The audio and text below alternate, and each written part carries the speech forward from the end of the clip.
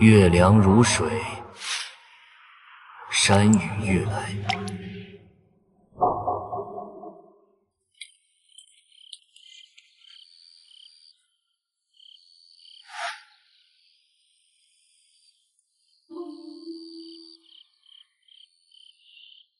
这不是白云观的道场，而是在市区建立的镇山观。身为嵩山市本地人，我也听说过关于这座山和这座道观的传奇。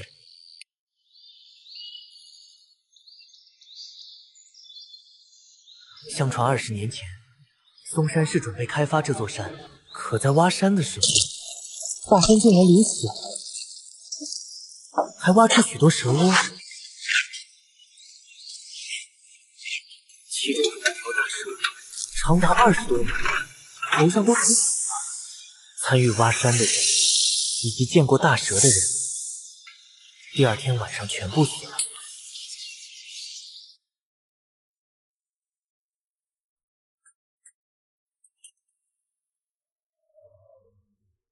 同时，嵩山市还出现了一场瘟疫。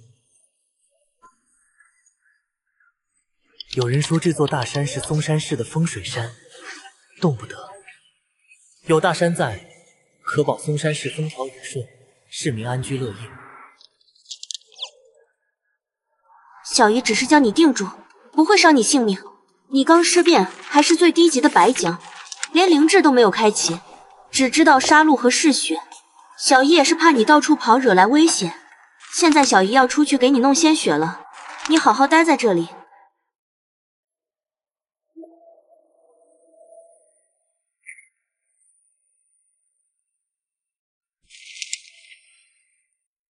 小姨走的未免太快了吧？刚才跟她说话，居然不理我。这玩意嗅起来还有点香，貌似很可口，是怎么回事？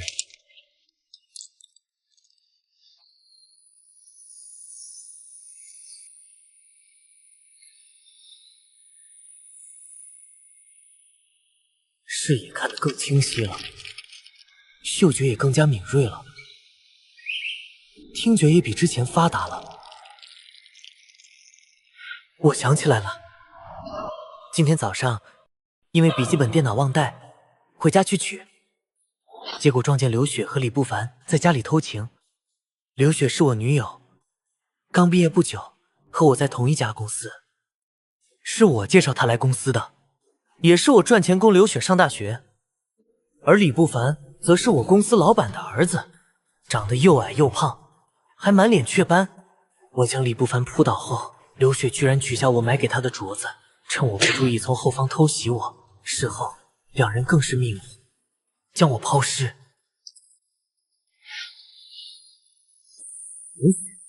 李不凡，你们这对该死的男女，我要你们血债血偿！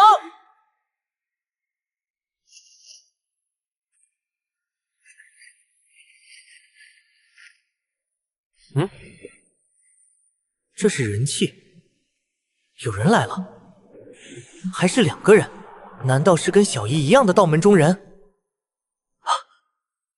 气息浑厚，且速度极快，正朝这边快速赶来。不行，我得赶紧躲起来。刚尸变，大仇未报，我还不能死。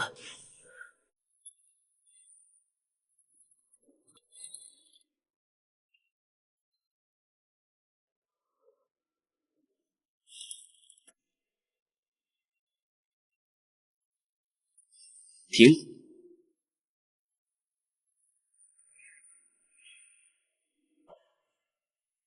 有踩踏扰动痕迹，疑似新仙足迹。怎么了，师兄？我们还是快点赶路吧。尸气和尸吼全部都是从前方传来的，杀了那只僵尸，我们就能回宗门领赏了。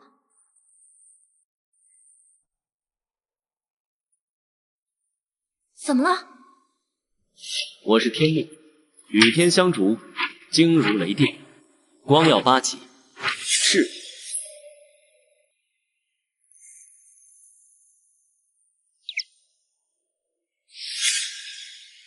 找到你了。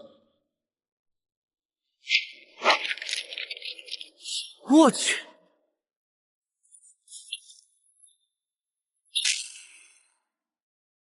这么厉害，这就是道门中人的实力吗？没想到你这只小小的白姜反应这么快。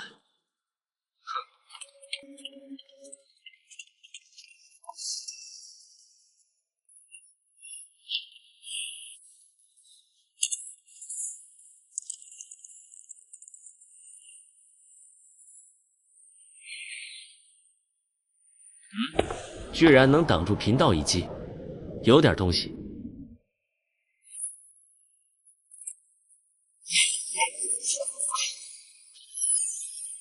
这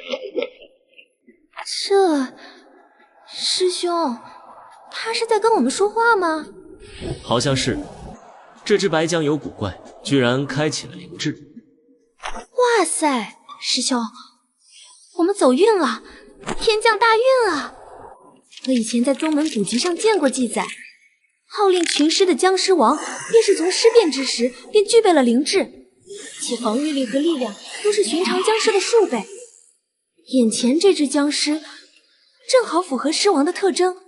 尸王啊，一只幼年时期的尸王，若是我们将其活捉，炼制成傀儡，日后就能统御群尸，称霸阴阳啊！想想就叫人心动啊！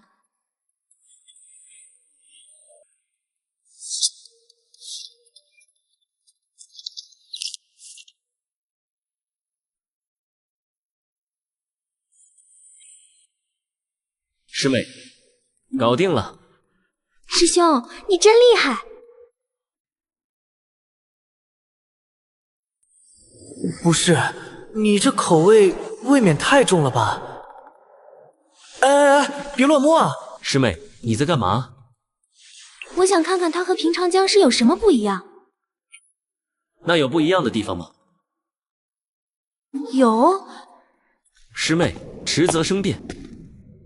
当务之急，我们应该先把他带到一处隐秘的地方，到时候你再慢慢研究他也不迟。好。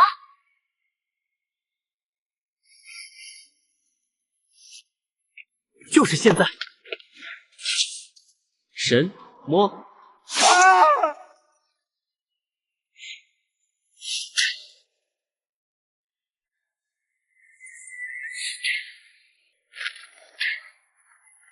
师妹，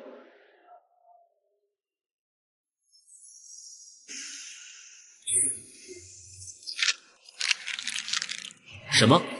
我的定江符不仅对这只白姜没用，还被他塞入嘴中吃掉了。我一定在做梦，这怎么可能？好疼，不是做梦，是真的。难道这只白姜真的是幼年时期的僵尸王？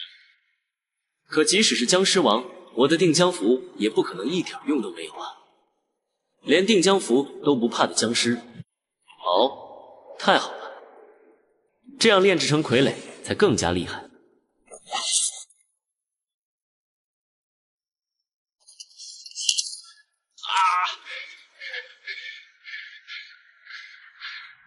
分明才被这只白姜所伤，怎么伤口变化如此之快？难道是因为尸毒的缘故？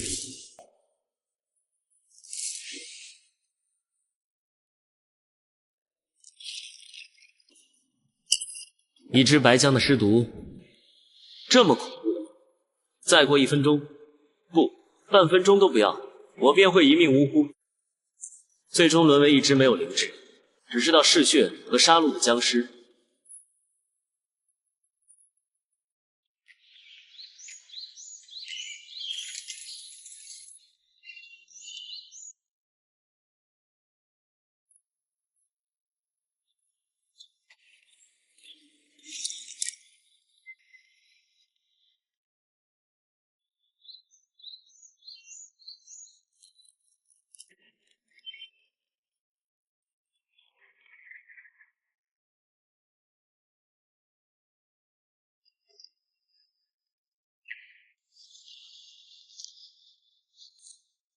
浑身很不得劲，大概是天亮的缘故，还是晚上舒服。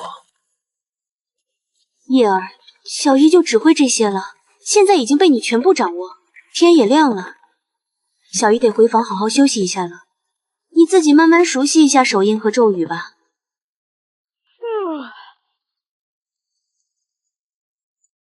行，小姨你辛苦了，还是小姨对自己好，不像许妍那个女人。天赶紧黑，等天黑之后就去找许妍这个女人报仇，还有秦轩宇，必须让他们付出生命的代价，最好可以把他们变成僵尸，让他们永远无法转世轮回。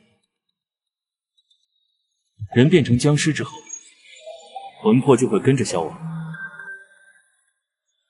没了魂魄，自然不能投胎转世。很难想象，一只僵尸结印的速度竟然这么快。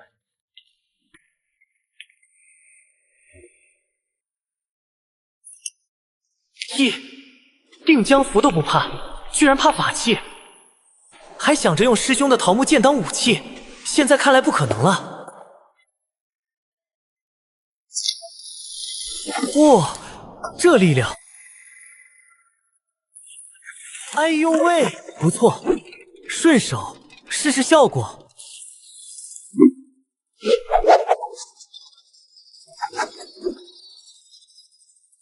可以呀。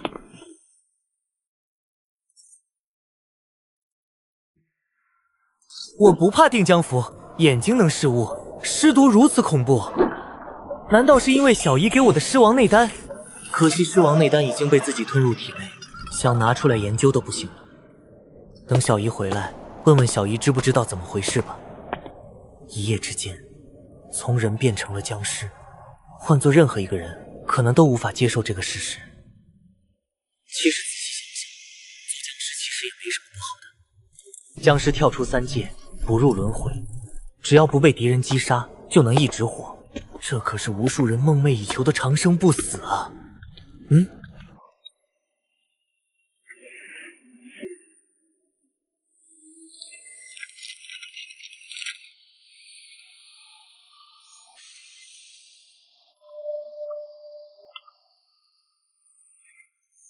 活着的时候你们联合起来对付我，现在死了，变成了僵尸，也要联合起来对付我？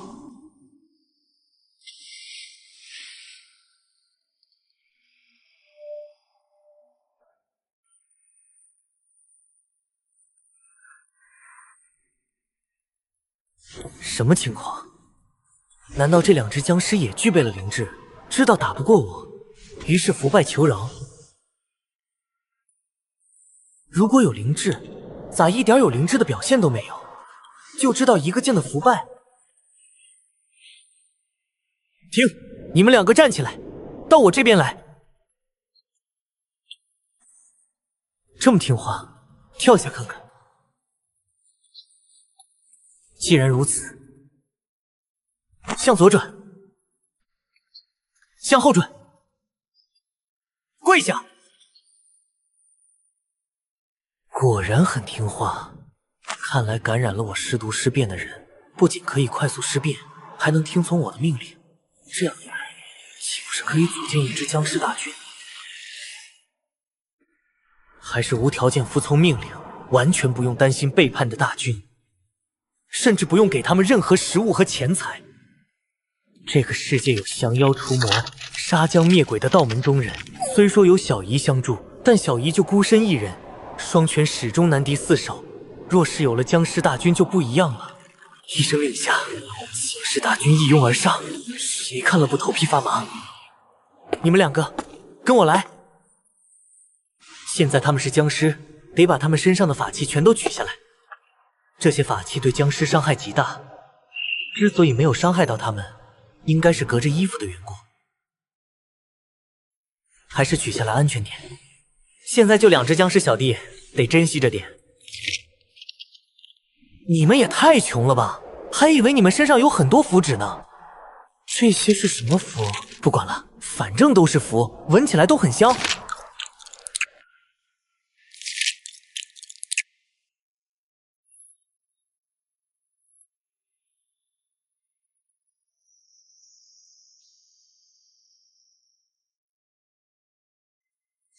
就这么一会儿的功夫，我前前后后已经突破好多个境界了。看来要不了多久，我就可以跟正常人一样灵活了。那时候，战斗力想必还能得到进一步的提升。也不知道僵尸有哪些境界，看来得等小姨回来了。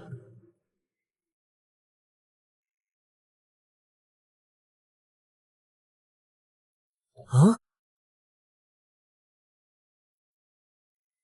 小姨回来了！小姨，风儿，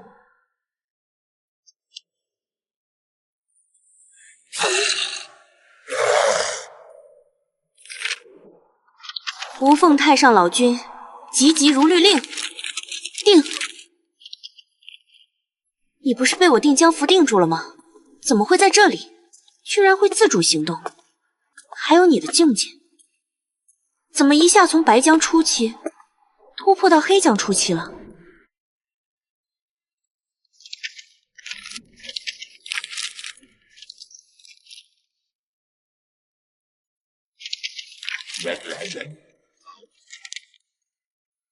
风儿，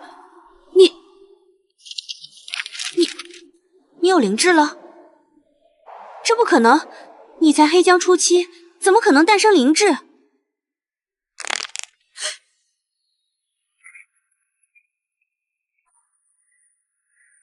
风儿，太好了，太好了！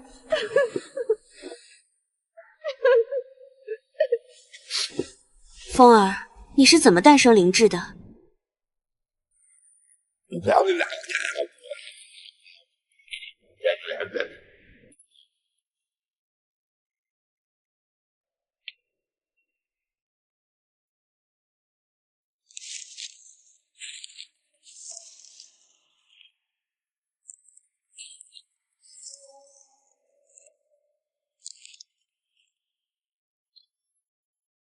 风儿，你记住，以后千万不能随便展露你的这些能力。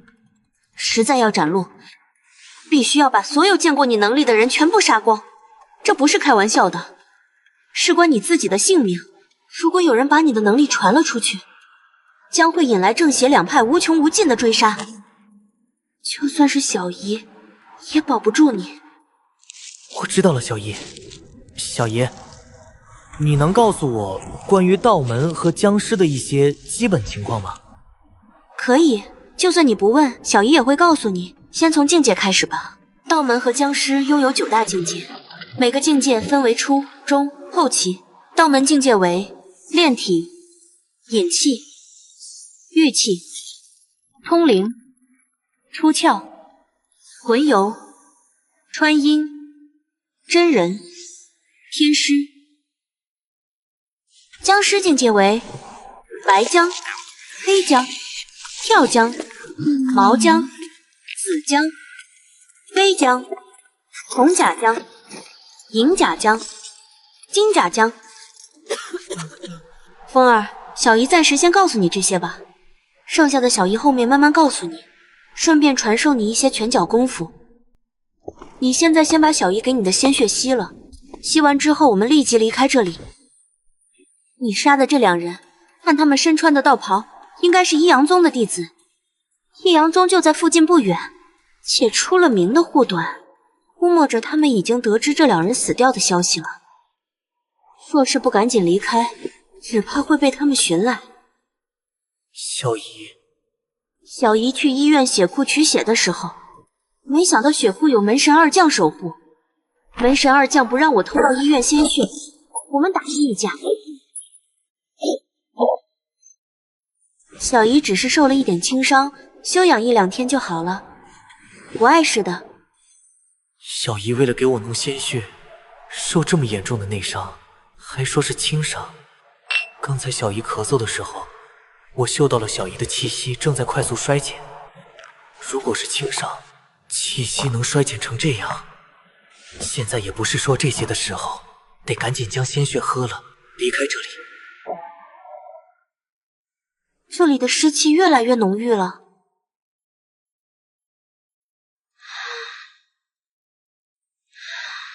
僵尸不吸血，只吸收湿气，也能这么快突破境界，风儿未免太妖孽了。连散发的尸气都可以让他的僵尸手下快速突破。如此一来，风儿的僵尸手下想要突破境界、提升实力，吸收他散发的尸气就行了，完全用不着给他们鲜血培养他们，节省下来的鲜血还可以自己吸收。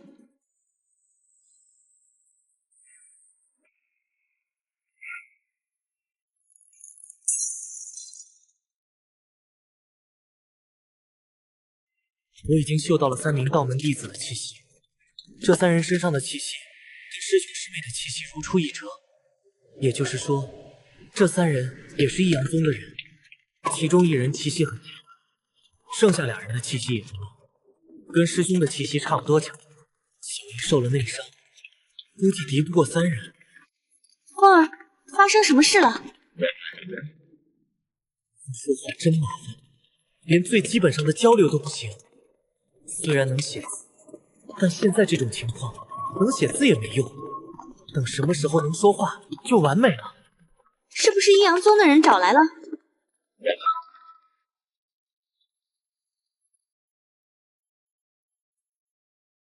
没想到他们来得这么快。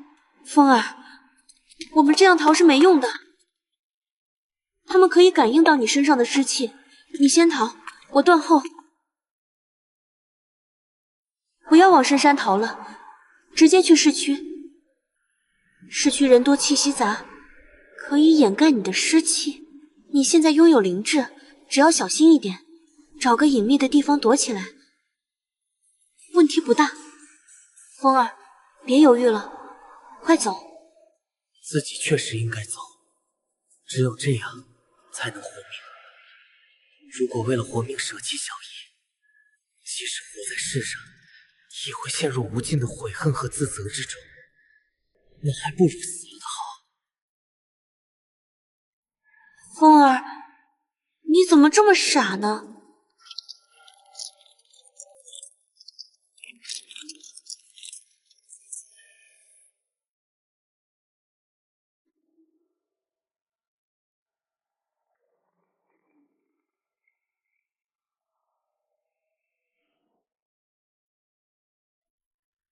是阴阳宗的执事，此人达到通灵之境，应该在通灵境初期。另外2人是阴阳宗的内门弟子，看样子都是才突破到玉气境初期不久的。还好，不是特别强，只要小心谨慎一点，应该有一战之力。只是吴师兄和杨师妹的气息就是在这里消失的，看样子人是被这个邪修妖女杀了，跟一只僵尸混迹在一起。这不是邪修妖女是什么？这只僵尸十有八九是此女炼制的傀儡僵尸。无量天尊，妖女，你好大的胆子，在我们异阳宗地盘杀我们异阳宗弟子，当真找死！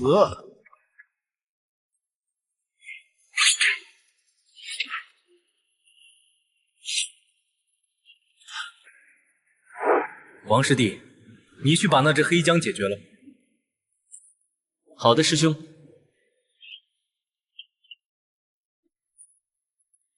居然知道跑，孽畜就是孽畜。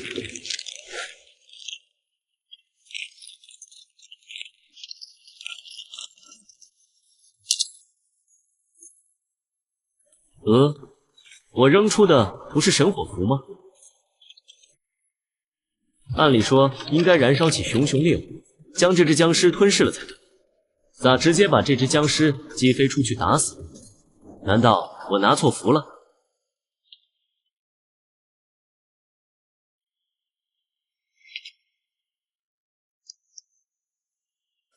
杨师妹，吴师兄，杨师妹，吴师兄。偷袭自己的2只僵尸，居然是自己的师兄跟师妹。人感染尸毒之后，1天之内僵硬，2天发福，3天才会尸变。如果僵尸等级高，尸毒强，时间则会变短。可妖女养的傀儡僵尸才黑僵初期而已，根本不可能让吴师兄和杨师妹这么快尸变才对。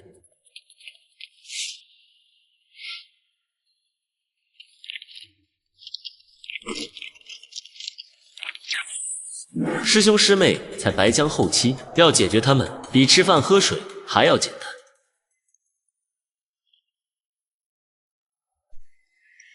此处还藏有僵尸。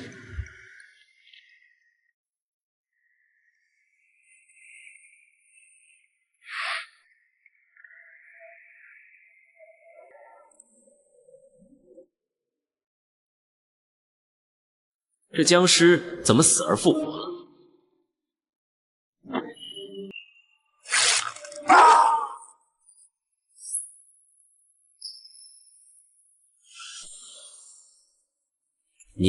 你居然装死偷袭！身为一阳宗内门弟子，居然被一只初期黑姜所伤。一只黑姜居然懂得装死偷袭，这要是说出去，谁会相信这是真的？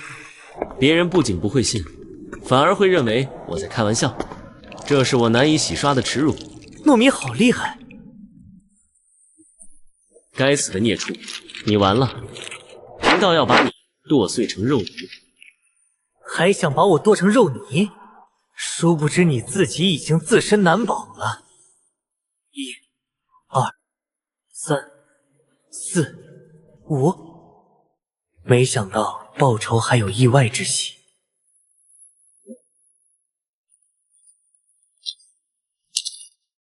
轮到你了。不，林叶，饶了我！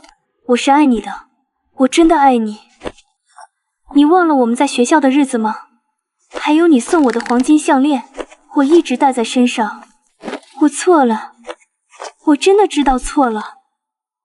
我不是故意杀你的，是秦轩宇，他威胁我，如果我不跟他在一起，他就要动用关系对付我的父母。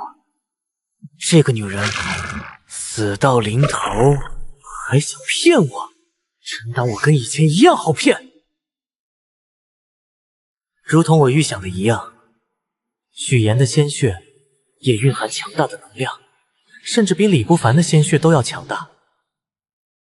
两个都是普通人，按理说鲜血蕴含的能量没有这么强才对。唯一能解释的就是这两人是杀害我的凶手。僵尸报仇之后吸了凶手的血，能得到巨大的加持，就跟厉鬼报仇一样。报完仇之后，厉鬼的实力也会发生翻天覆地的变化。境界并没有突破，还是在跳江中期，但全身都轻松了。之前就好像有座大山压在自己身上，而现在消失了。最大的变化还是双腿跳得更高了，可以直接跳到6米多高。双腿好像更加灵活了。试试新腿。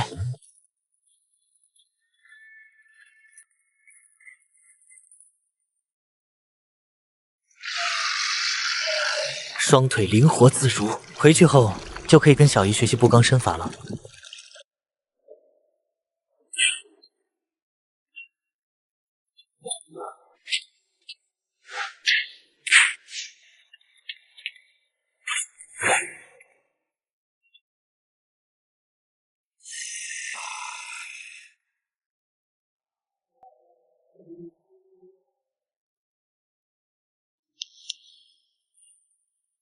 怎么回事？他不是被王师弟杀了吗？黑将中期，此将突破了境界。这孽畜有点古怪，似乎不是妖女的傀儡，知道用武器。刚才估计也是装死，看样子已经具备了灵智，灵智还不低。杀了他，给王师弟报仇！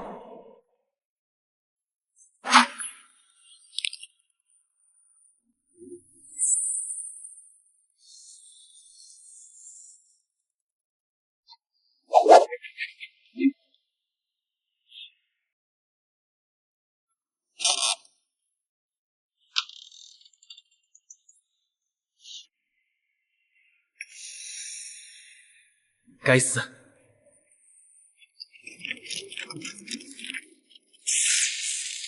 天经圆圆，地广用宽，雷公击杖，电舞至炎，赤。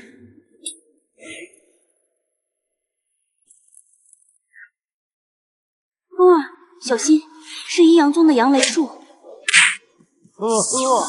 这妖女莫不是以为那只小僵尸能听懂你说话不成？杨雷术，传说中的雷法。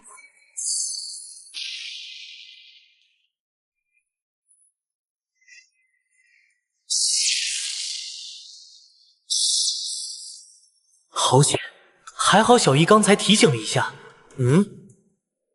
赤赤洋洋，日出东方，无赐灵符，普扫不祥，口吐山脉之火，伏飞门射之光，奇怪变天逢利市，破温用碎吃金刚。还好，只是擦伤，要是被火蛇命中，不死也得重伤。孽畜，看你能躲到什么时候！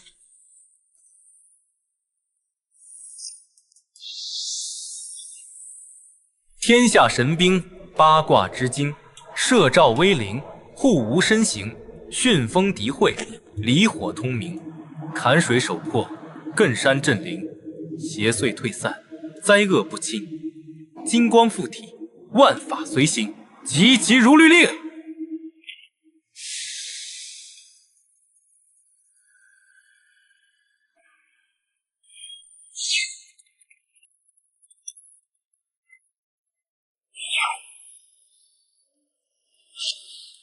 这些道门中人，当真不可小觑。风儿，快找个山洞躲起来。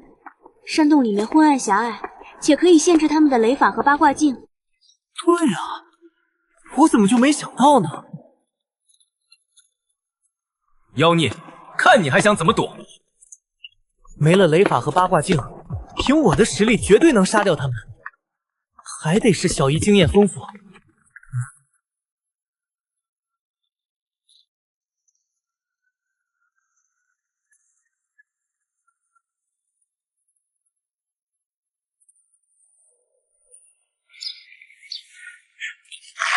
是王师弟，还有吴师兄和杨师妹。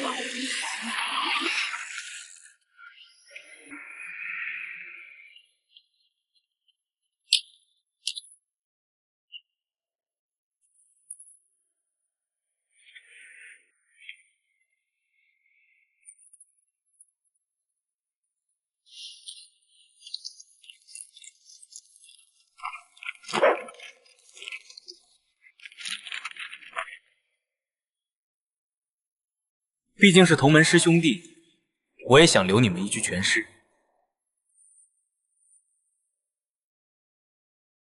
王师弟尸变速度咋这么快？还有吴师兄和杨师妹也是。找死！你当真以为我奈何不了你？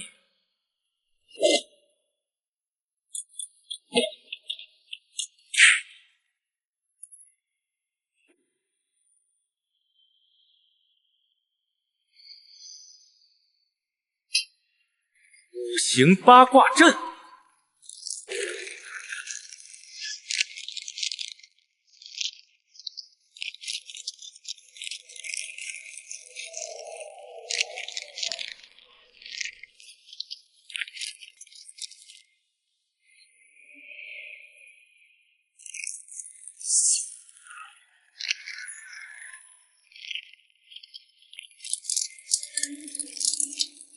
还是实力太弱了。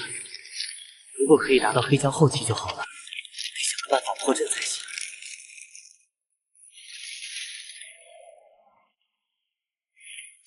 木棍，不知道阵法的金光对木棍有没有效果？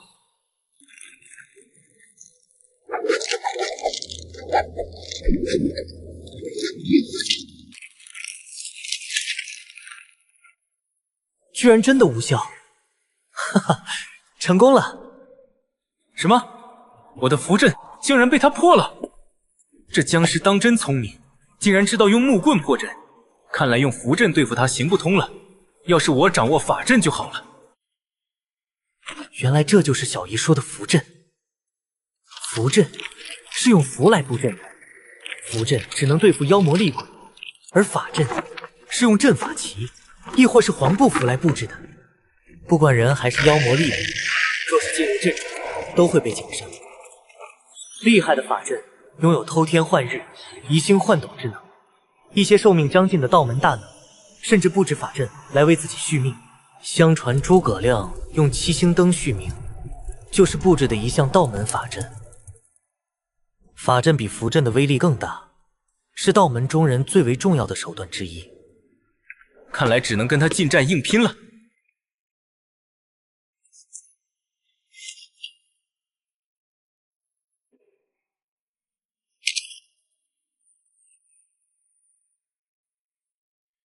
还好，问题不大。要是血肉之躯，刚才那一击的威力，不死也得五脏六腑移位。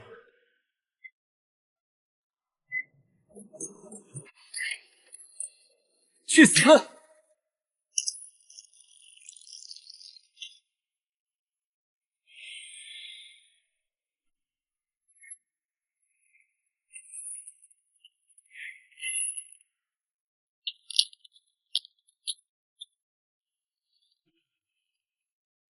什么？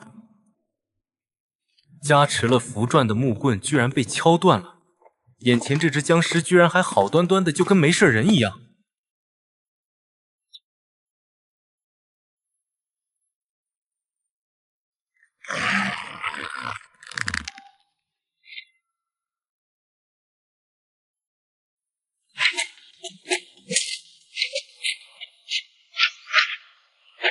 这只僵尸的肉身实在是太强，才黑将中期，要是达到黑将后期，甚至是跳将，那该多厉害！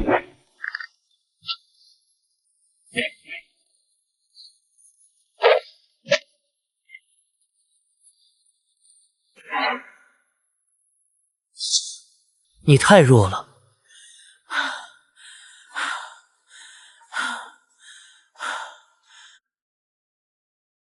贫道就不信奈何不了你。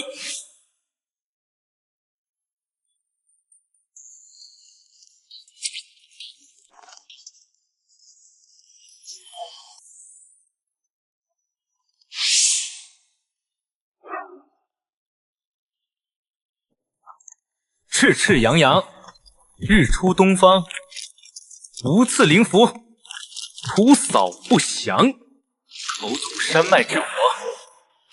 伏飞门射之光，提怪变天，逢力士，破温用碎，吃金刚。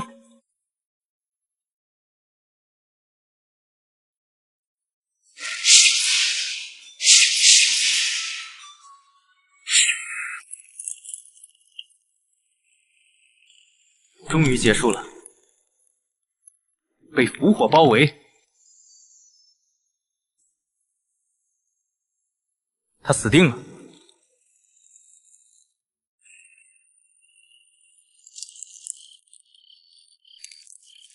怎么还在烧？他这么多湿气的吗？符火肯定能烧死他的。再等等，我就不信这只僵尸如此妖孽，连符火都烧不死。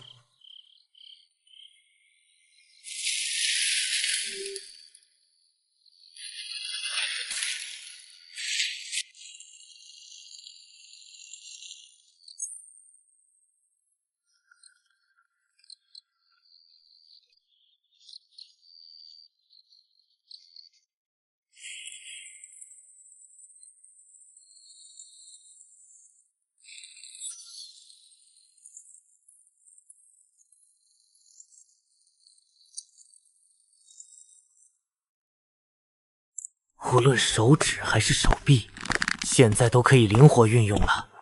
想握拳就握拳，想弯曲就弯曲。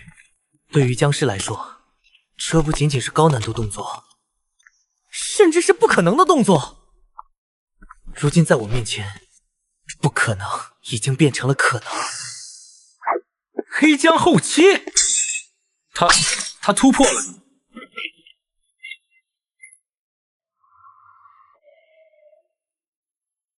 孽畜，我跟你拼了！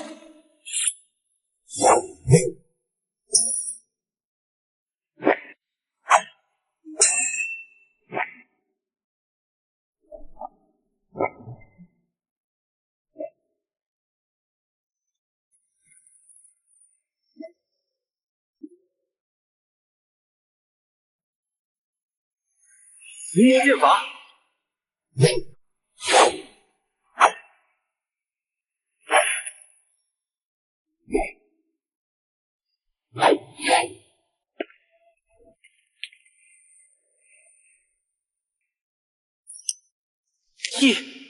定江符都不怕，居然怕法器，还想着用师兄的桃木剑当武器，现在看来不可能了。哇，这力量！哎呦喂，不错，顺手试试效果。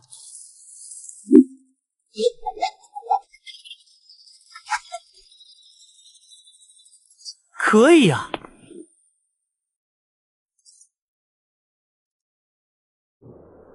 我不怕定江符，眼睛能视物，尸毒如此恐怖，难道是因为小姨给我的尸王内丹？可惜尸王内丹已经被自己吞入体内，想拿出来研究都不行了。等小姨回来，问问小姨知不知道怎么回事吧。一夜之间，从人变成了僵尸，换做任何一个人，可能都无法接受这个事实。其实仔细想想，做僵尸其实也没什么不好的。僵尸跳出3界，不入轮回，只要不被敌人击杀，就能一直活。这可是无数人梦寐以求的长生不死啊！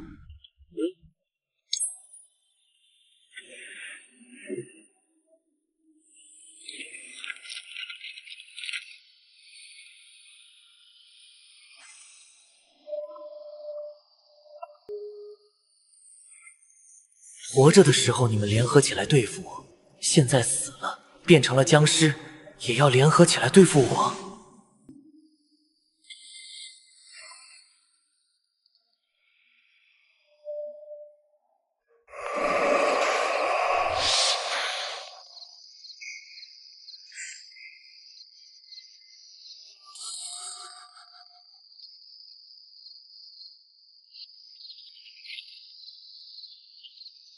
没想到黑江后期突破跳江之境需要这么多鲜血，就差一点点了，自己距离跳江就差临门一脚了。多一点鲜血绝对可以突破。不达到跳江之境，想对付一阳宗的执事根本不可能。根据我对付那2名内门弟子的经验，唯有达到跳江，才有资格跟一阳宗执事交手。达到跳江之后，身体绝对可以出现翻天覆地的变化，说不定还能口吐人语。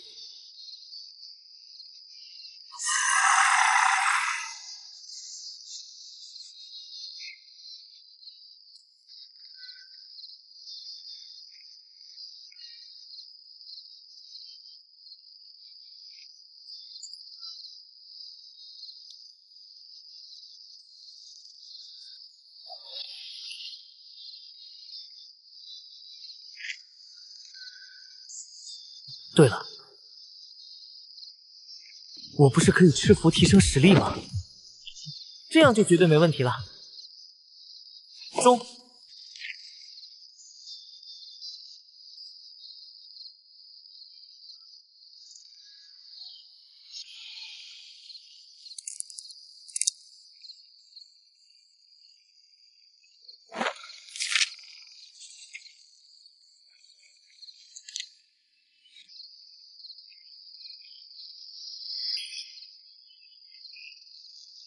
跳江初期的气势完完全全展露出来了，双眼清澈的视野倍闪许多，我已经能隐约间看到不同的颜色了。喉咙已经彻底软化，你们全部过来。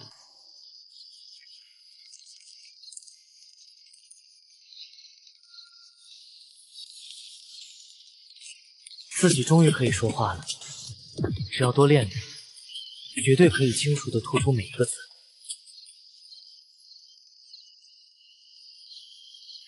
小姨，我来帮你了。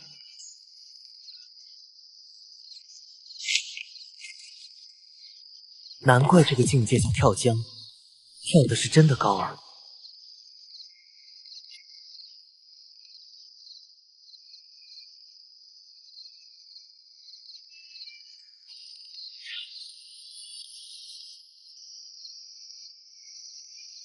所在之处，万神奉迎，急急如律令。掌心雷，天有三机，日月星，通天彻地鬼神经，雷来！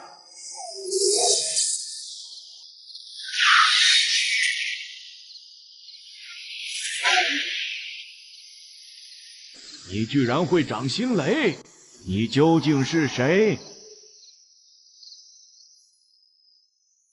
掌心雷是道门高深术法，就连他们一阳宗都不曾拥有修炼之法。但凡掌握掌心雷的，无不是名门大派的弟子。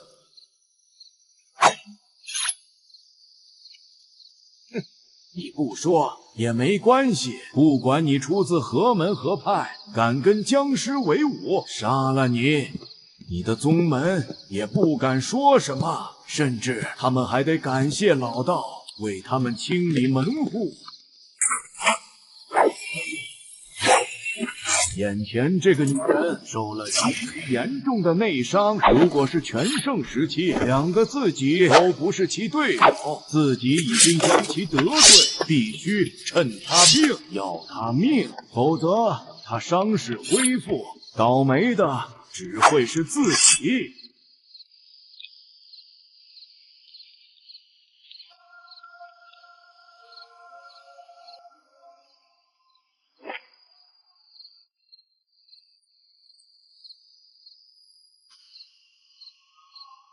跳江，这群成事不足、败事有余的废物，连一只黑江都对付不了，反而被黑江反杀，助其突破了境界。黑江突破境界，2名内门弟子却迟迟没有归来。2名内门弟子全都达到了玉气境，连一只黑江都对付不了。太好了，风儿，刚才小姨还担心你对付不了他们。没想到你把他们全给杀了，还突破到了跳江之境。小姨，我们一起联手杀了他。什么？跳江居然可以说话？拥有灵智也就罢了，连话都会说，这哪怕太阳打西边出来也没这么离谱啊！跳江说话无异于天方夜谭，纵观古今还从来没有出现过。老东西，死！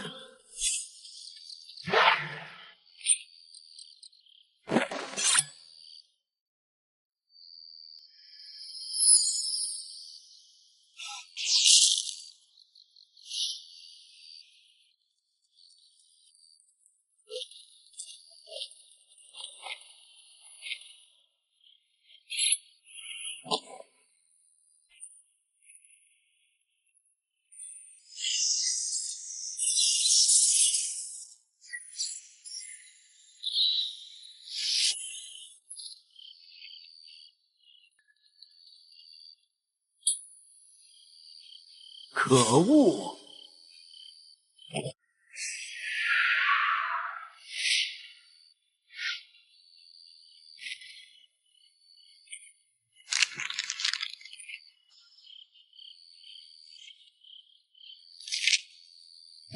这不可能，绝对不可能！连定江符都能吃，定江符算是僵尸的克星。这只僵尸简直太妖孽了，完全是僵尸之中的异类。不行，必须将其杀掉。此符名为神兵助邪符，是一张杀伐符篆，对妖魔厉鬼的伤害极大。你现在先把小姨给你的鲜血吸了，吸完之后我们立即离开这里。你杀的这2人，看他们身穿的道袍，应该是一阳宗的弟子。一阳宗就在附近不远，且出了名的护短，估摸着他们已经得知这2人死掉的消息了。若是不赶紧离开，只怕会被他们寻来。小姨去医院血库取血的时候，没想到血库有门神二将守护，门神二将不让我透过医院鲜血，我们打了一架。小姨只是受了一点轻伤，休养1、2天就好了，不碍事的。小姨为了给我弄鲜血，受这么严重的内伤，还说是轻伤。刚才小姨咳嗽的时候，我嗅到了小姨的气息正在快速衰减。如果是轻伤，气息能衰减成这样，现在也不是说这些的时候，得赶紧将鲜血喝了，离开这里。这里的湿气越来越浓郁了。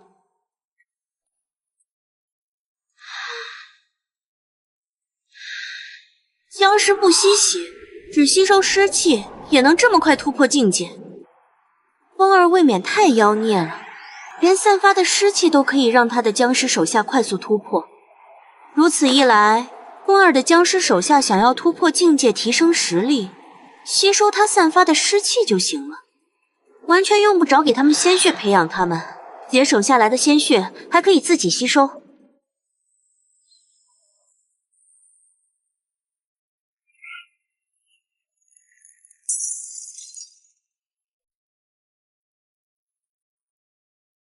我已经嗅到了3个人的气息，这3人身上的气息，之前2人的气息如出一辙，也就是说，这3人也是异阳宗的人，其中1人气息很强，剩下2人的气息也不弱，跟师兄的气息差不多强。小姨受了内伤，估计敌不过3人。风儿，发生什么事了？说话真麻烦，连最基本上的交流都不行。虽然能写字，但现在这种情况，能写字也没用。等什么时候能说话，就完美了。是不是阴阳宗的人找来了？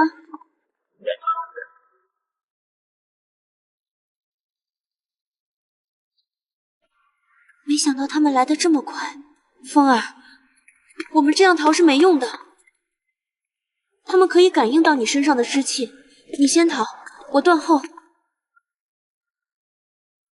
不要往深山逃了，直接去市区。市区人多气息杂，可以掩盖你的湿气。你现在拥有灵智，只要小心一点，找个隐秘的地方躲起来，问题不大。风儿，别犹豫了，快走。自己确实应该走，只有这样才能活命。如果为了活命舍弃小姨，即使活在世上，也会陷入无尽的悔恨和自责之中，那还不如死了好。风儿，你怎么这么傻呢？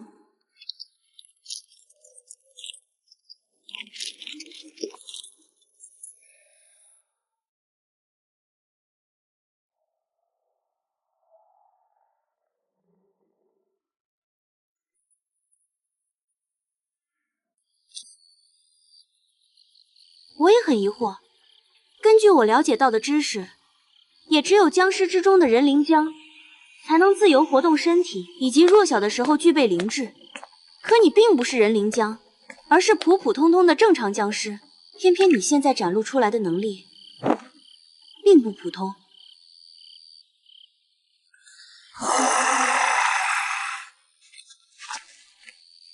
你看，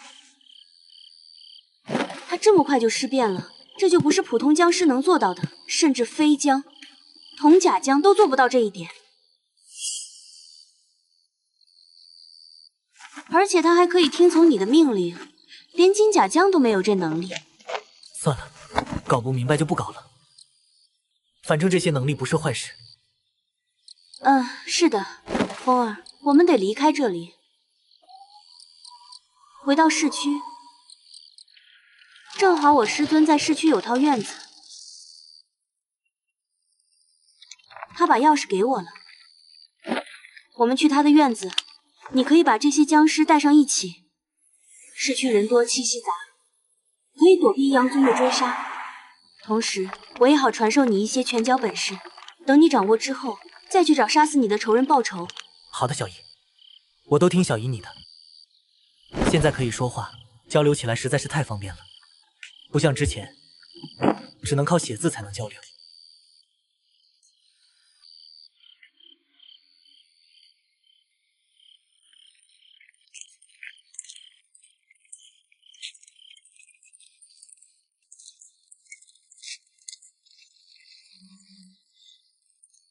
小姨，你说僵尸有没有可能施展术法？没有可能，僵尸都能施展术法了，还要道门法师干嘛？你这就不切实际了，比太阳从西边出来还离谱。好吧，我还想着，如果可以，自己跟小姨学个1、2招。身穿道袍，一手道法，光想想就觉得刺激。以后遇到那些道门中人，谁看了不说一声牛？仔细想想，貌似确实不可能。自己是僵尸，又不是人。以前是人的时候，小姨让自己学个1、2招防身，自己不愿意，现在想学都学不了了。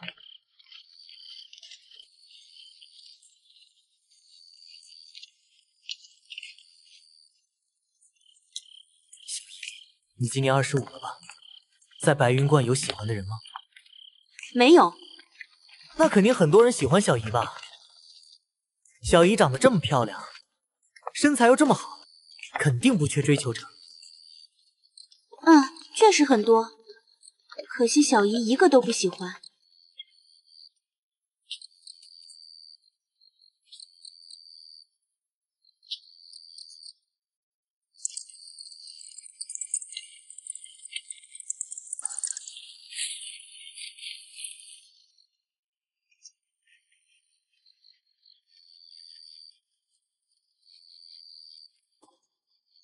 风儿，到了市区，你得约束好你的僵尸，千万不能让他们咬人吸血，否则会引来很大麻烦的。好的，小姨，没有我的命令，这5只僵尸小弟，别说咬人，连动都不会动一下。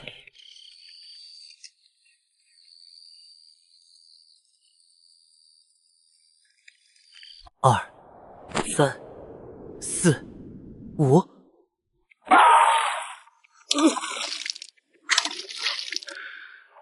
这是尸毒入体。你究竟是什么东西？救命！执事，师兄，救我！我不想死，不想被僵尸咬死。吴师兄和杨师妹的下场我已经看见了，我不想步入2人的后尘。哇！我的尸毒太恐怖了，晚些1秒，尸毒就会多腐蚀一些，必须争分夺秒的跟尸毒竞争。小姨还在被异阳宗的人围攻，在这种紧要关头，多吸一点，就多一分活下去的希望。自己得赶紧提升实力，然后出去帮助小姨。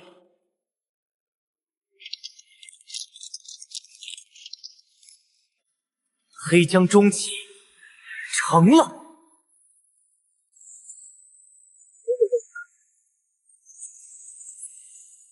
上面不信邪，继续挖山，可挖山的人再次死亡，最后没办法，上面找来一名游方道士，而这名道士正好是白云观的观主，他让人在山脚建立了一座白云观。说来也奇怪，建立道观的时候，天上悬挂了19条彩虹。建造的过程也出奇的顺利，完工之后，瘟疫就莫名消失了。后来白云观的观主说，只要此观在，可永保嵩山市太平。一旦道观倒塌，或者被摧毁，嵩山市就会迎来劫难。当然，这都是我活着的时候道听途说的，具体是真是假，我也不清楚。反正这座山确实挺奇怪的，嵩山市四周的大山早就被挖得差不多，以前的大山现在成了一栋栋高楼大厦，唯独这座山至今还屹立不倒。要知道，这座山可是在市区，位置极好，要说没点猫腻，早就被挖平了。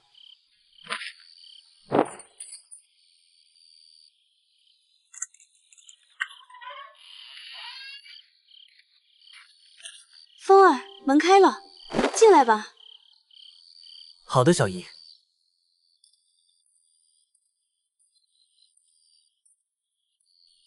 浑身不舒服，就好像有无数双恐怖的眼睛盯着我似的。这院子深处，隐隐间传来一股让我不安的气息。风儿，你现在是僵尸，这座院子是师尊用来镇压大山的。在院子深处，不仅刻画了许多符文阵法，还建造了三清祖师的雕像。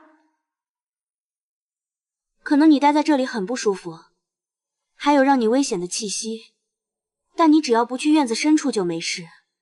这外面的房间，你随便选2间，一间你自己住，一间给你的僵尸手下。另外，记得将门窗封死，不要让阳光照进来。院子的位置是向阳而建的，一定要封死了。这是涉及风儿性命的大事，容不得丝毫马虎。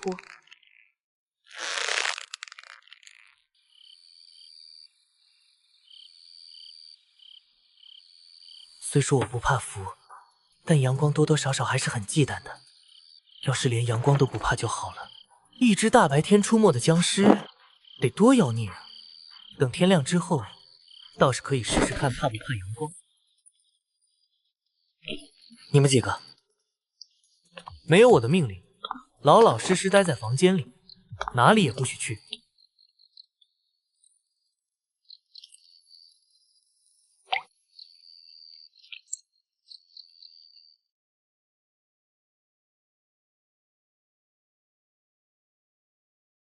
风儿，趁着现在有空，我教你一套拳吧。等天亮之后，你正好可以练拳，用来打发时间。将拳法练会之后，小姨再传授你其他手段。你现在仔细看着小姨是如何出拳的。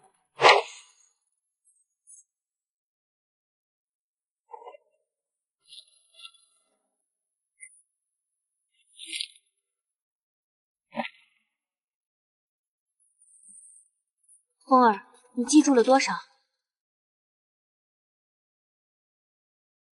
这个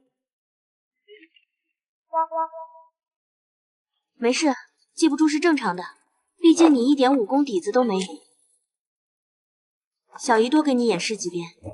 不是小姨，我已经全部记住了。全部记住了？什么时候自己的记忆力这么好了？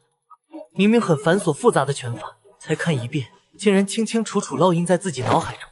风儿，你也太厉害了吧！变成僵尸后，记忆力这么好了。快，风儿，你演示一遍给小姨瞧瞧。好的，小姨。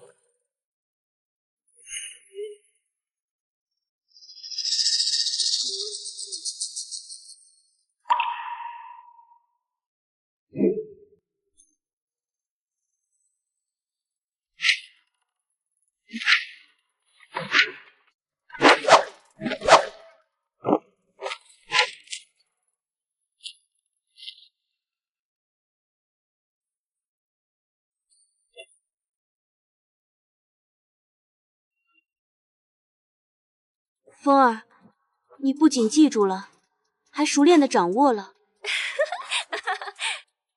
没想到你还是一个武学奇才，看一遍就会了。我也没想到自己记忆力和学习能力变得这么好了。看来你比小姨想象中还妖孽，不仅不怕符，还身怀过目不忘之能。这样也好，小姨可以多传授你一些本事了。你掌握这些本事后，活命的机会就更大了。伏魔拳、阴阳18爪、叠浪掌、12路弹拳、无极剑法。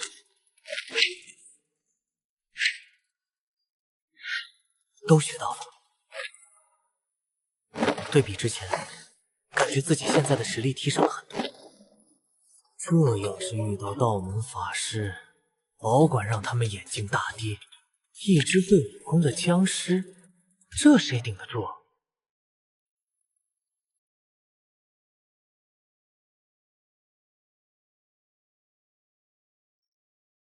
风儿，要不你再学学道门手印，等你掌握手印之后，小姨传授你术法口诀。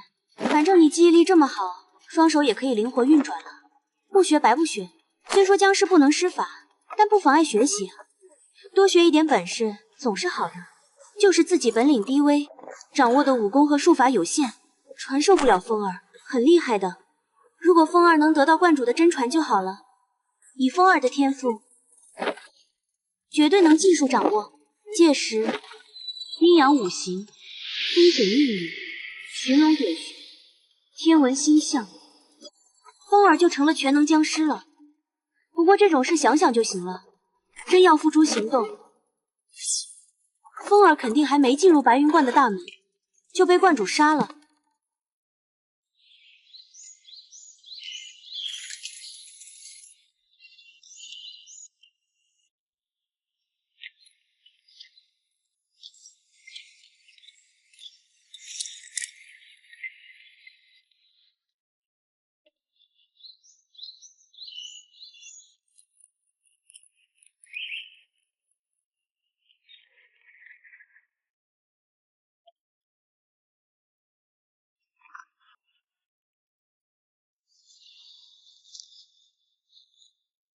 浑身很不得劲，大概是天亮的缘故，还是晚上舒服。风儿，小姨就只会这些了，现在已经被你全部掌握，天也亮了，小姨得回房好好休息一下了。你自己慢慢熟悉一下手印和咒语吧。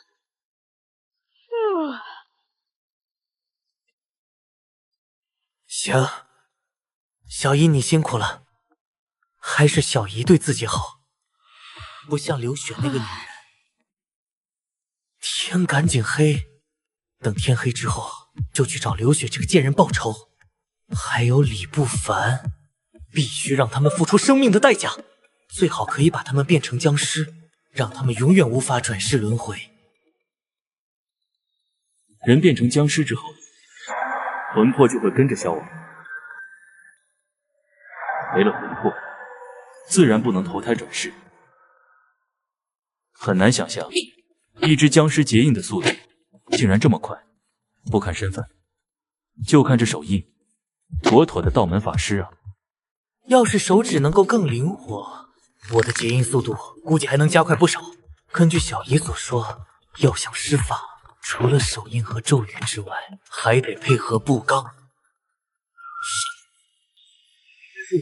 还要配合符篆才行。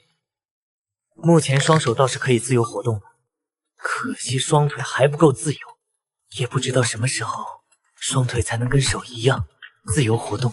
到时候即使不能施法，也能施展身法步罡。目前是早上，阳光并不强，倒是可以伸一根手指出去，看看自己怕不怕阳光。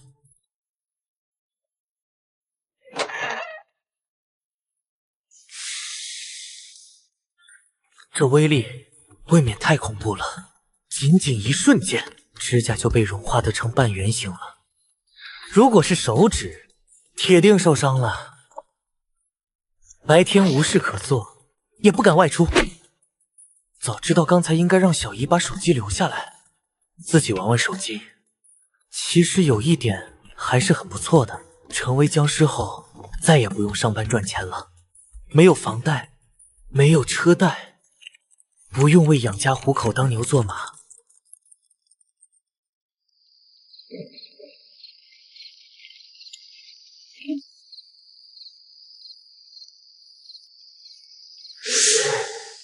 月光洒在身上，浑身暖洋洋的，简直太舒服了。风儿，小姨，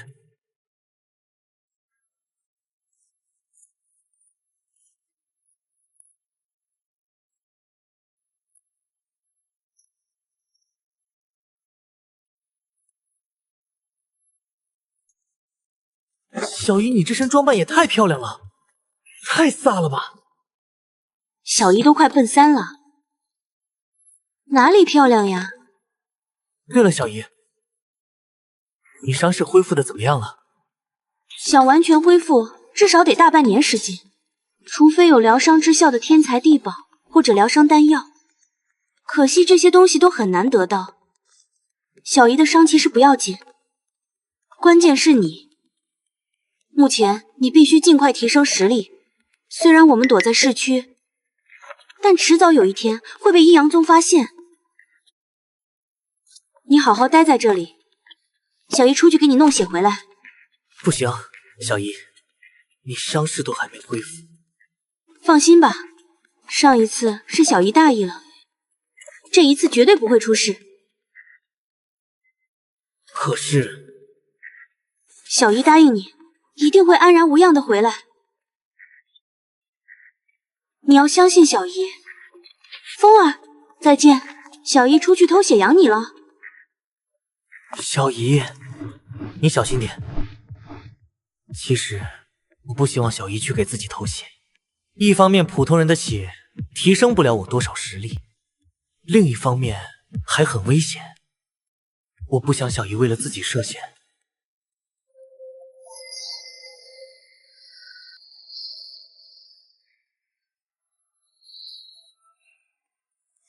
我打算到了午夜，人烟稀少之时，再去找刘雪和李不凡报仇。目前刚天黑，大街小巷全是人，还不能太招摇过市。虽说不怕普通人，但怕普通人将消息传出去，到时候不仅会引来阴阳宗的人，还会引来其余宗门的弟子。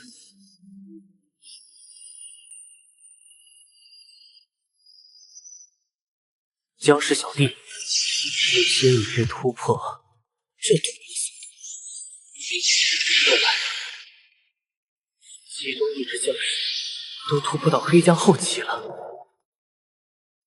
也不知道是他实力强，还是怎么回事。刚尸变的时候，那就黑将初期，其余僵尸尸变的时候，都只有白将初期。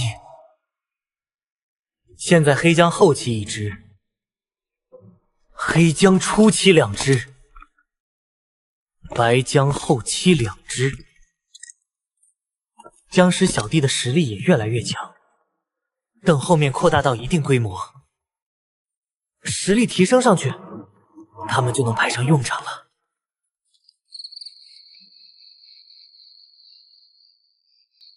这个时间，浑身实力都达到了巅峰状态。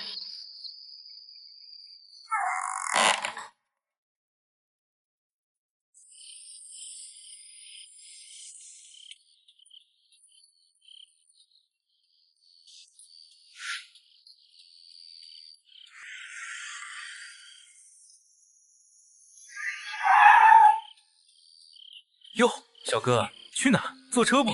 云游山顶别墅，上车吧。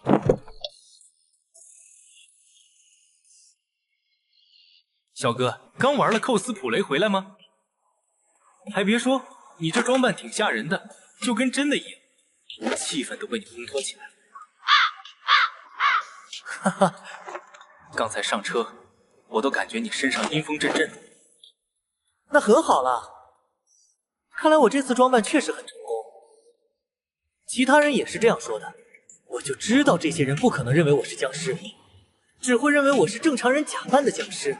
毕竟哪有僵尸会说话的？更何况在如今这个年代，谁还相信有妖魔厉鬼啊？你们今晚是不是有什么聚会？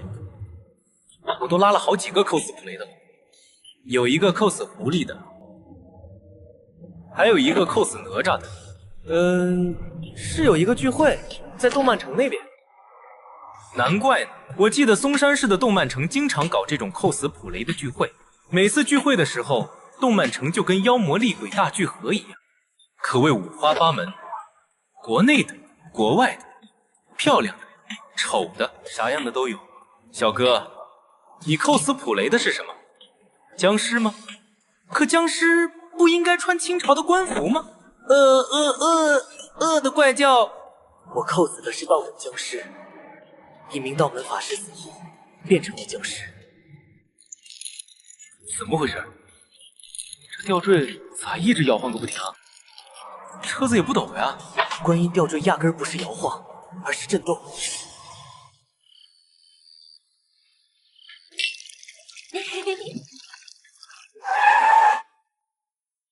小哥，到地方了，一共20元。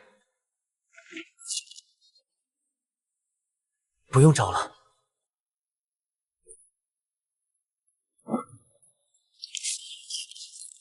谢谢了。不客气。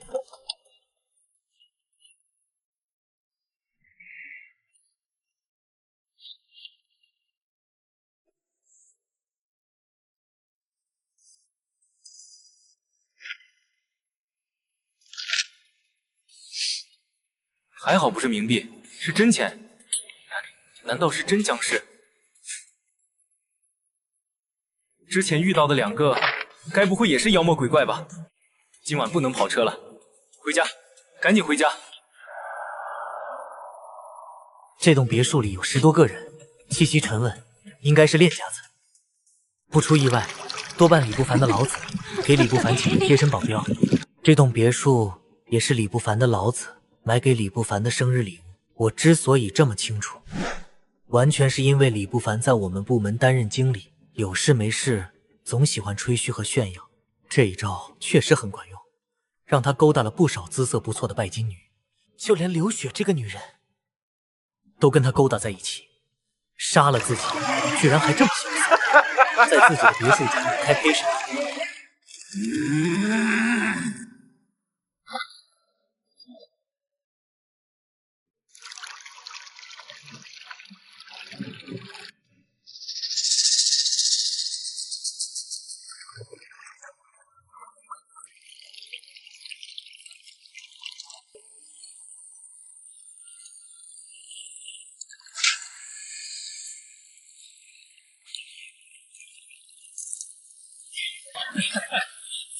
在学校的时候，刘雪就有平民校花之称。那时候还有同学打趣我，让我小心以后被戴绿帽，结婚得找平庸的，因为漂亮的是大家的。事实证明，我被那名同学说中了。你是谁？我怎么没见过你？有李少的请帖吗？怎么穿成这样？看什么看？没见过美女吗？再看我让李少把你眼珠子挖出来，看见这装扮就恶心。大半夜的，打扮成这样，是想吓唬谁？好心情都被这个人，还有刘雪那个女人给毁了。本来李少是自己的，也不知道刘雪给李少灌了什么迷魂汤，把李少迷得五迷三道。你究竟是谁？掌心雷是高深术法，就连他们宗门内长老都不曾拥有修炼之法。但凡掌握掌心雷的，无不是名门大派的弟子。你不说也没关系，不管你出自何门何派，敢跟僵尸为伍，杀了你，你的宗门也不敢说什么。甚至他们还得感谢老道为他们清理门户。眼前这个女人受了极其严重的内伤，如果是全盛时期，2个自己都不是其对手，自己已经将其得罪，必须趁她病要她命，否则她伤势恢复，倒霉的只会是自己。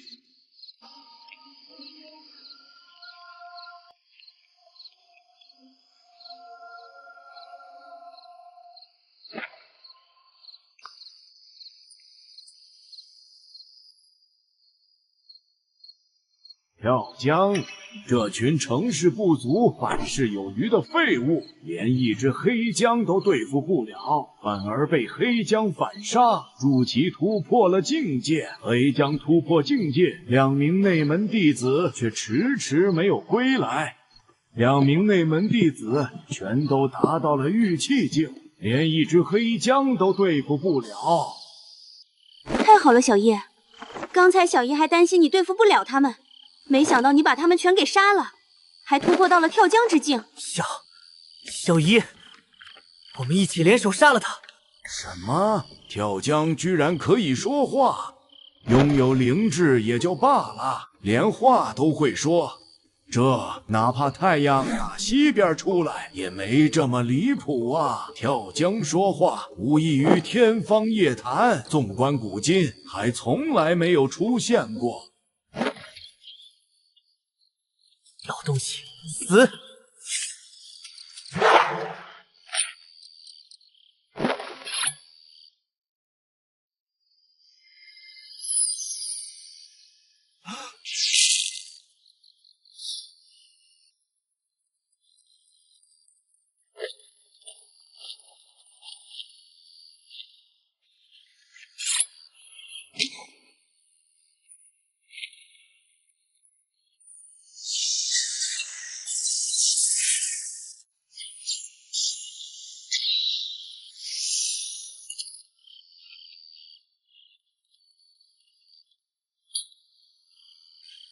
可恶！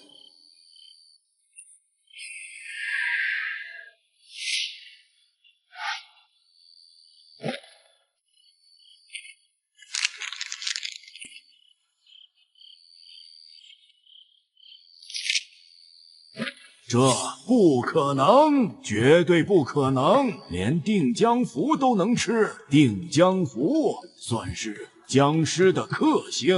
这只僵尸简直太妖孽了，完全是僵尸之中的异类。不行，必须将其杀掉。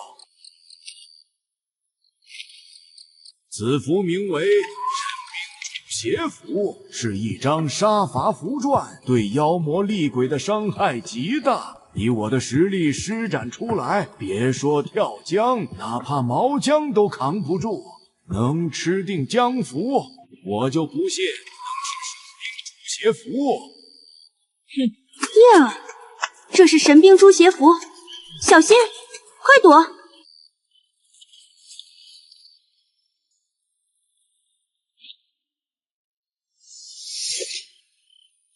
敢伸手抓神兵诛邪符，必死无疑。什么符都想吃，只会害死自己。叶儿，如果没有意外，叶儿死定了。在触碰到神兵诛邪符的瞬间，符纸便会化作一柄神兵，将叶儿砍成两半。哪怕僵尸刀枪不入，防御极强，也不会有任何例外。身为道门弟子，我深知通灵境的一阳宗执事施展的神兵诛邪符有多厉害。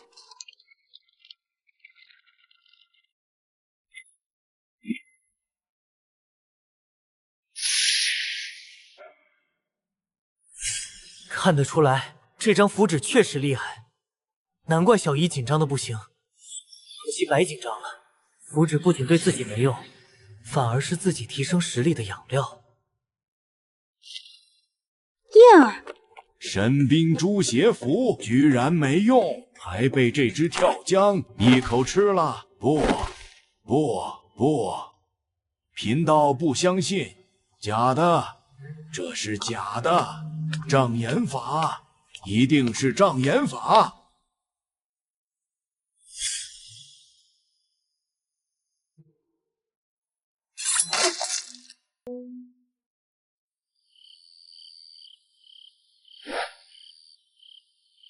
叶儿，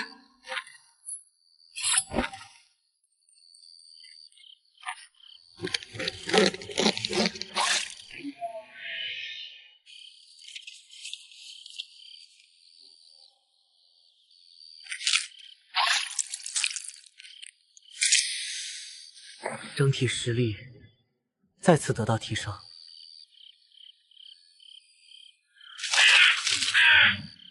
只可惜没有提升境界，还是在跳江初期，但距离跳江中期已经很接近了。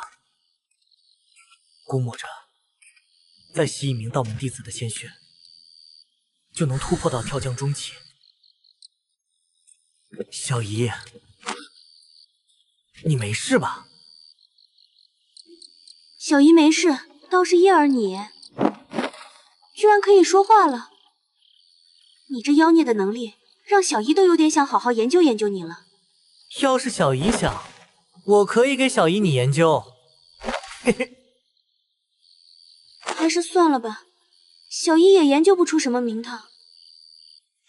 小姨把你变成僵尸，你不会怪小姨吧？不会，如果不是小姨你给我狮王内丹，我想当僵尸都没机会呢。现在这样挺好的，比当一具尸体强。我现在除了外貌之外，跟以前其实差不多，还比以前厉害多了。说起狮王内丹，小姨，我现在的这些能力，你说是不是狮王内丹带给我的？除了狮王内丹，我实在是想不到其他可能了。肯定不是，狮王内丹只是加速你尸变而已，连狮王自己都没你这么本事。要是有，他也不会被人击杀，从而被小姨我得到狮王内丹了。狮王虽然厉害，但也不可能让符纸无效，甚至吞吃符纸。那是怎么回事？之前一直以为是狮王内丹的原因，没想到并不是。自己也有保命的资本了。虽然大仇得报，但想活命，还需提升自己的实力才行。僵尸大军得扩建，整体实力也得提升，要不然光是一个小小的异阳宗就能要了我的命。我可不想死，既然成了僵尸，那就要好好活着，即使不为自己，为了小姨也要活下去。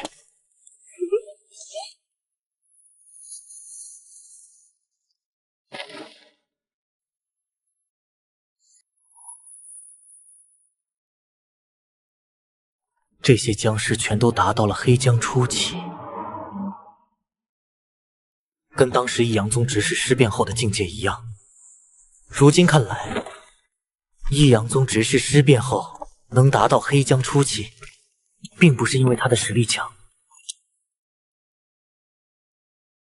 难道是因为我的实力？之前自己是黑僵，所以师兄师妹包括另外2名弟子变成了白僵，后面自己达到跳僵，于是这群人尸变成了黑僵。具体是不是这样，我也不敢肯定，只能下次有机会再验证一下了。如果真是这样，那就太逆天了。等自己突破到毛僵，岂不是能批量制造跳僵？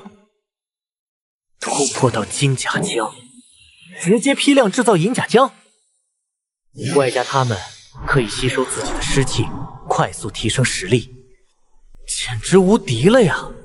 建造僵尸大军，指日可待，未来可期呀！只是这些僵尸该如何直接带走？数量太多，肯定会引起很大轰动。不带走，留在这里，估计不到天亮，警察就来了。我杀了这么多人，还是逃走的人肯定已经报警了。思来想去，只能这样了。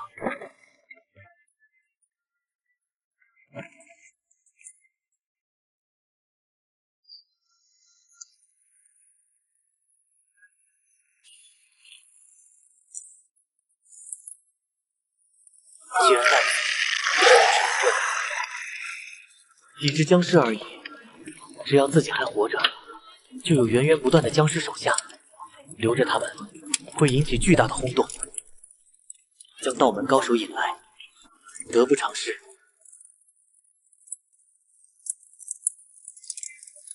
该走了。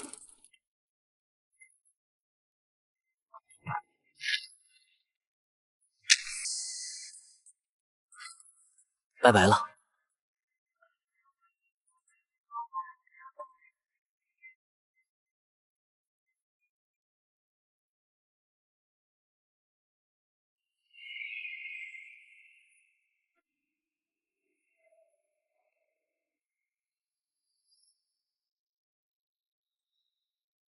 我这样的穿着打扮，确实少见。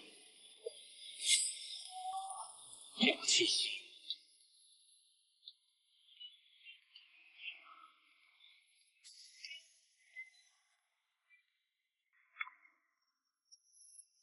糟了，肯定是身上的湿气引来的。之前小姨告诉过我，人身上有人气，鬼身上有鬼气，尸身上有尸气。道门中人可以根据这些气息追踪目标。市区虽然人多气息杂，但距离太近，一样可以让道门中人感应到他身上的尸气。不出意外，此人就是被尸气引来的。对方已经盯上我了，得想个办法甩掉才行。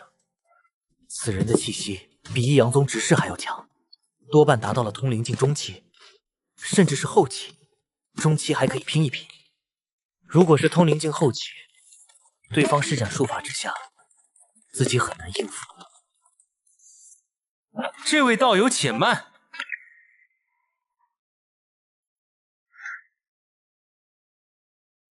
道友，这位道友，不知有何事？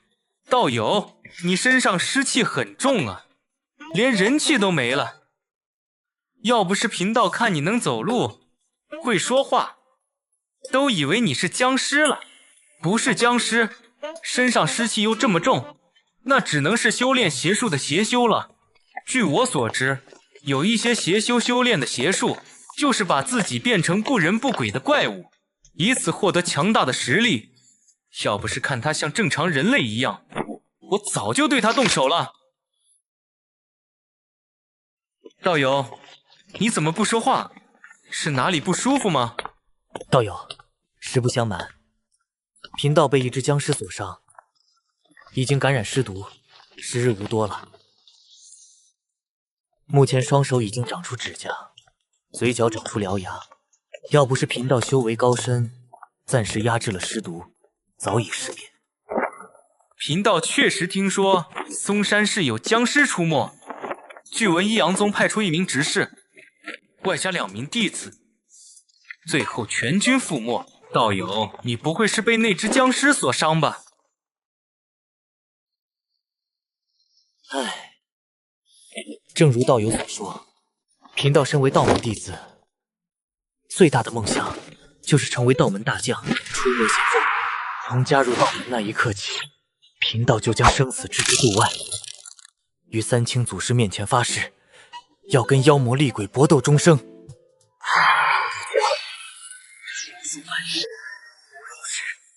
桃木剑下，死鬼无数。可惜，可怜，可叹，可悲呀！贫道再也没有机会为道门、为宗门做出贡献了。道友，你来得正好，贫道正想找一处偏僻的地方自我了结，不如你给贫道一个痛快吧。能死在道友手中，是贫道的荣幸。行。不是吧？还真答应了？这家伙咋不按套路出牌呢？不过道友，贫道得到消息，嵩山市北郊出现了一株天才地宝，是一株千年人参，拥有起死回生、药到病除之效。若是能将其得到，说不定能驱除你体内的尸毒。反正你现在灵智未散，不如跟贫道一起搏一搏。得到千年人参之后，贫道跟你一人一半。如果没有得到，贫道再送你一程也不迟。小姨要是服下千年人参，伤势肯定能快速复原。反正这家伙已经相信自己的身份，跟着他一起，问题应该不大。如果有危险，大不了提前跑路。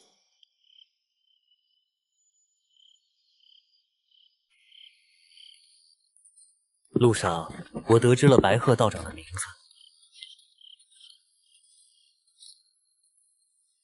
而我也告诉白鹤道长，自己叫秦风。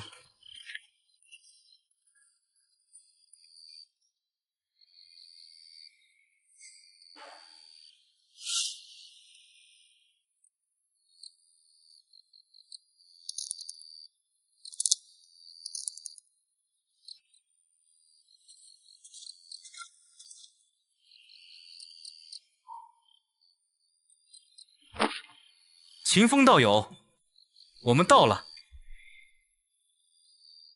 破庙之中传来许多道门中人的气息，有强有弱，强的比白鹤道长都要厉害，弱的跟那几名异阳宗的内门弟子一样，只有玉气境初体。白鹤道友，我们不是要去找千年人参吗？怎么就到了？里面全是道门中人，这是把自己带到了道门大本营来了。早知道就不该答应白鹤道长了。要是身份暴露，连哭都找不到地方哭。对啊，但天才地宝往往伴随着强大的妖物，外加天才地宝本身的实力也不弱，仅凭我们很难得到它。但大家都提前说好了，对付敌人的时候一致对外，抢夺天才地宝的时候，那就凭各位道友的本事了。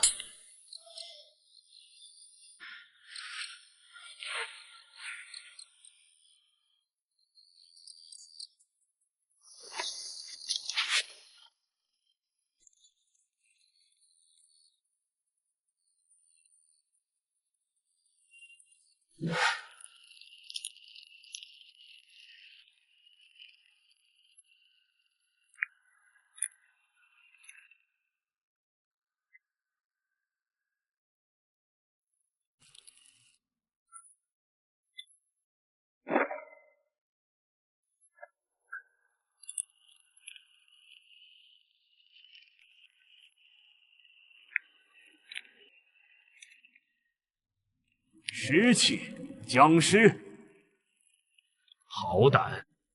区区跳江，竟敢在我们面前放肆！诸位道友，别误会，别误会，秦风道友不是僵尸。白鹤道长，此江身上散发浓郁的尸气，你跟我们说他不是僵尸？他是你带来的，你最好给个合理的解释。你见过像人一样走路的跳江？见过能口吐人言的跳江？这个没有见过。哼，那不就对了。秦风道友奉命前来嵩山市除僵，却被僵尸咬伤，感染了尸毒，他尸变在即，因此才让你们误会他是僵尸。一开始，贫道也认为他是僵尸，还怀疑他是修炼了邪术的邪修。可他的的确确不是邪修，也不是僵尸。秦风道友一生斩妖除魔数百，实乃道门表率，道坛先锋，是我辈中人的楷模。他不应该被你们误认为僵尸。谁要是再敢说他是僵尸，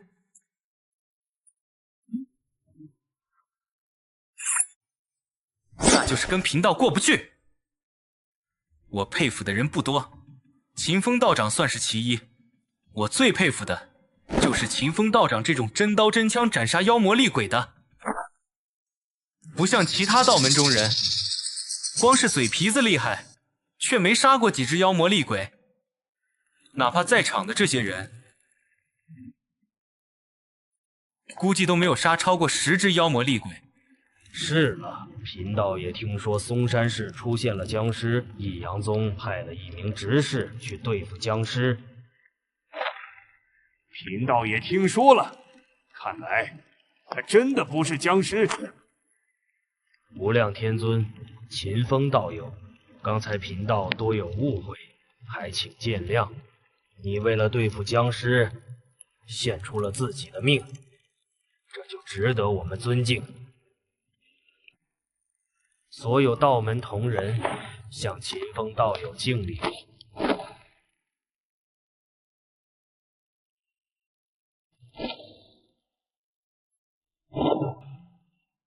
自己一直跳江，居然让数10名道门中人向自己行礼。不说前无古人，肯定后无来者。要是传出去，还不得让其他妖魔厉鬼震惊死啊！诸位道友，不必多礼，快快请起。糟糕！身体都变成这样了，居然还能压制尸毒，没有丧失人性，未免太不可思议了。秦风道友，你受苦了。这有什么苦的？为斩妖除魔，哪怕上刀山下油锅也在所不惜。更何况付出贫道这条贱命，而且贫道这一身尸毒是贫道荣耀的象征。只恨贫道实力不济，没有将那僵尸铲除。秦风道友，你放心，你死后我们会给你报仇的。对，不杀那只僵尸，我们誓不回宗。妖魔邪祟，人人得而诛之，此将必须死。等天才地宝尘埃落定后，我们可以组织一个杀僵行动，只有击杀此僵，才能告慰秦风道友你的在天之灵。这个，诸位其实大可不必。自己就是随口一说，这群人咋就这么上头呢？居然全部都想杀自己，还要组织什么杀僵行动？好了，此事容后再议。既然白鹤道长已经到了，我们可以出发了。对，我们得赶紧出发。得到千年人参之后，说不定可以为秦风道友驱除尸毒。秦风道友，你来发号施令吧。贫道赞同。贫道也没异议。出发！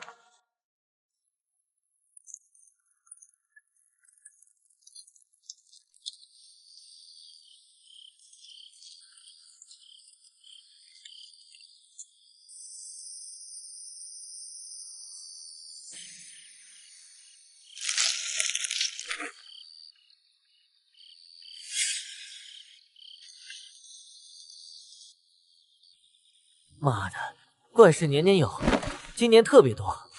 这群顽固不化的牛鼻子老道今晚是怎么回事？整天嚷嚷着斩妖除魔，现在却跟一只僵尸为伍，还听从僵尸的号令。他们不怕传出去丢尽宗门的颜面。接下来好像会很有趣啊。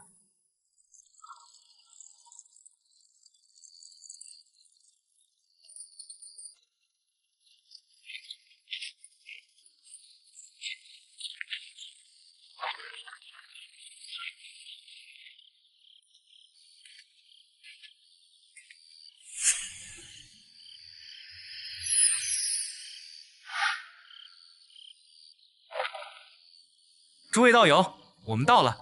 这个罗盘是白鹤道长施过法的，可以追踪千年人参的气息。一开始得知这个消息，被狠狠震惊了一下。怪不得益阳宗的人能找到我。之前小姨说他们可以追踪尸气，我还以为是怎么追踪的呢。原来是这样。千年人参的道行不低，且可以化作人形。其实力估计达到了通灵境后期，甚至是出窍境。保险起见，我们得偷偷布置法阵，将山洞包围起来才行。不仅仅是千年人参，洞中可能还有别的强大妖物。这种天才地宝往往伴随着守护兽，这些守护兽沾染日月精华、天地灵气，从而开启灵智，实力绝对不低。不管了，先布置法阵吧。如果他们实力太强，那就各自跑路。行，我们开始布置法阵吧。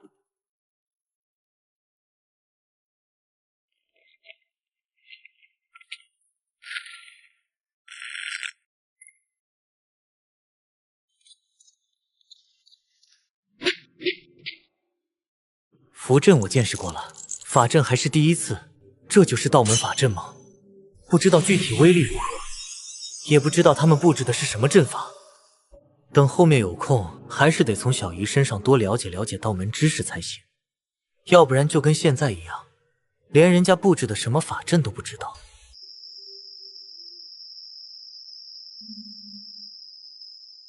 找到了，西西。诸位道友，谁先进洞？贫道来吧。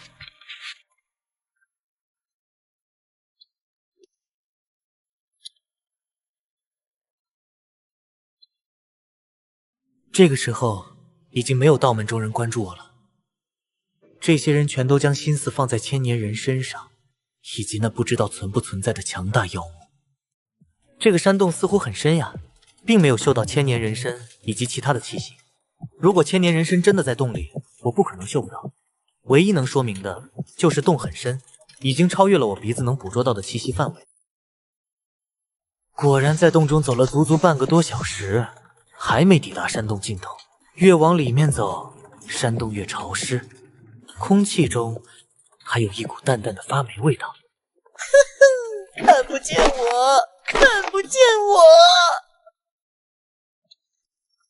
好像有别的气息。躲起来，躲起来！秦风道友，发生什么事了？为何停了下来？没什么，可能是我的错觉吧。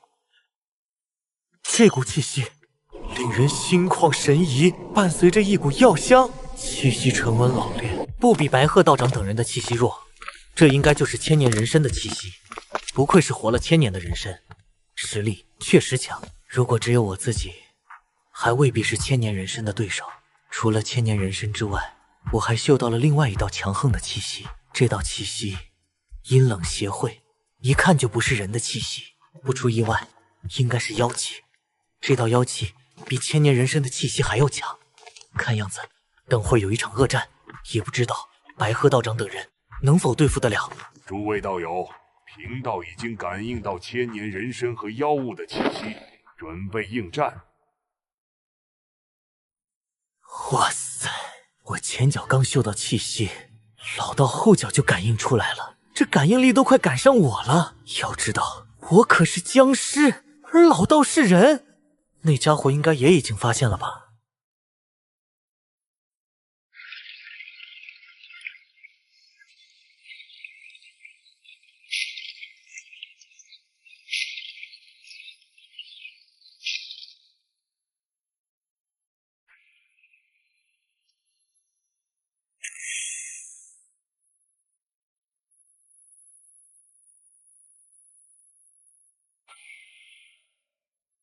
在这里说话都带着空旷的回音。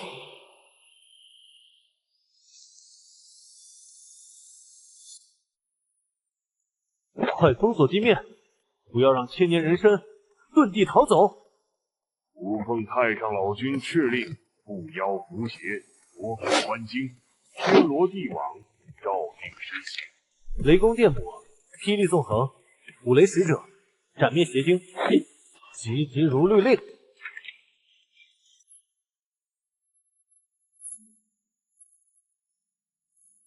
什么？道门法师。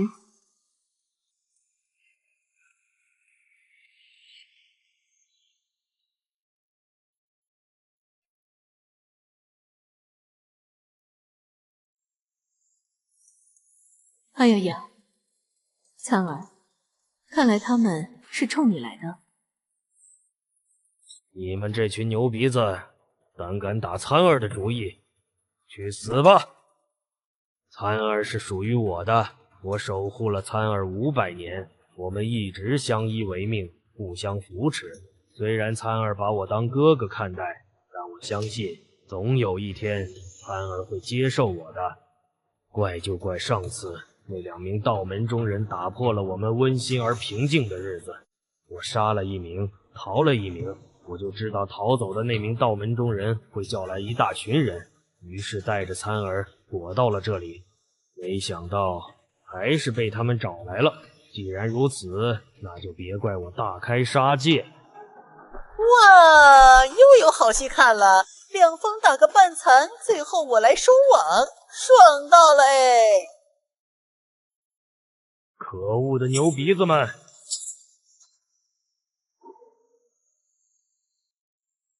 各位道友小心，液体有毒，退！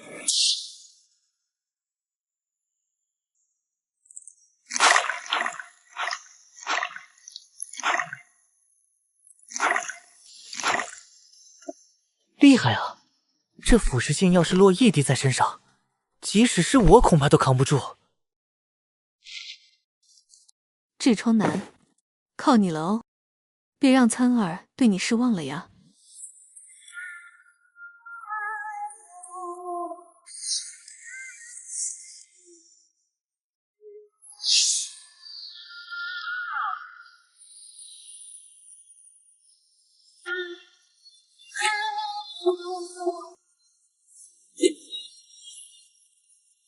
收。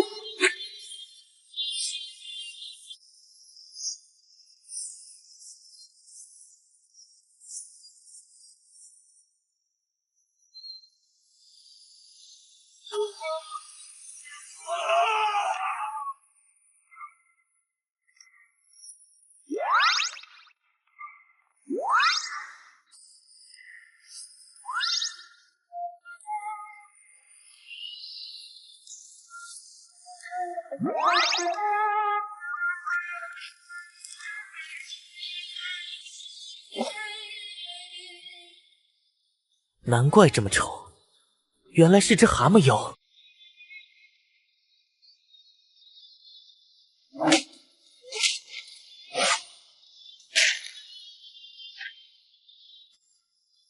我的法器错了。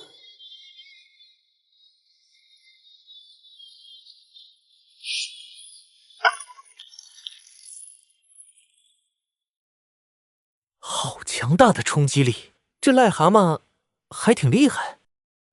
哇，厉害！蛤蟆兄加油，轮飞这些牛鼻子们！